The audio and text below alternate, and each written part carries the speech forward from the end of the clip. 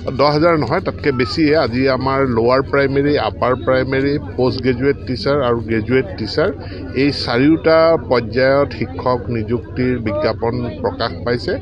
আৰু গতিকে মই যিসকলৰ যোগ্যতা আছে, অৰ্হতা আছে, তেওঁলোকক আবেদন কৰিবৰ কাৰণে অনুৰোধ জনাইছোঁ। আমাৰ গ্ৰেজুৱেট টিচাৰ আৰু পোষ্ট গ্ৰেজুৱেট টিচাৰৰ ক্ষেত্ৰত টেট কাম ৰিক্ৰুইটমেণ্ট পৰীক্ষা অনুষ্ঠিত হ'ব।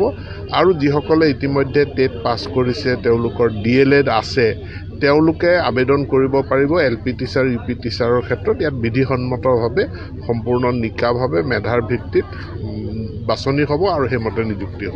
গোটেইখিনি ৰেগুলাৰ পোষ্ট, কোনো কণ্টেক্সুৱেল পোষ্টৰ এডভাৰ্টাইজমেণ্ট হোৱা নাই।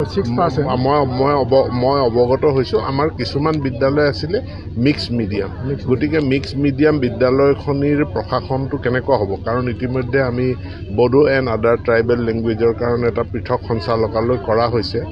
আৰু যিখিনি মিক্স মিডিয়ামখিনি তাৰ যিটো বড়ো ছেকশ্যন, সেইটো Bodo and other tribal language ডাইৰেক্টৰেটৰ অধীনত থাকিব। আৰু অন্য যিটো অসমীয়া মিডিয়াম, সেইটো আমাৰ নৰ্মেল সঞ্চালকালয়ৰ অধীনতে থাকিব। চিন্তা কৰিবলগীয়া একো প্ৰভাৱ নপৰে, কাৰণ দুয়োটা শাখাৰে শিক্ষক বেলেগ বেলেগ, এজন শিক্ষকে নপঢ়ায়। আমি গোটেইটোৰ এটা খুব সোনকালে ইয়াৰ পৰা ঘূৰি গৈ এক বৈঠক অনুষ্ঠিত কৰি সমাধান কৰিম। শিমলুগুৰি ৰাইজে একো চিন্তা কৰিব নালাগে।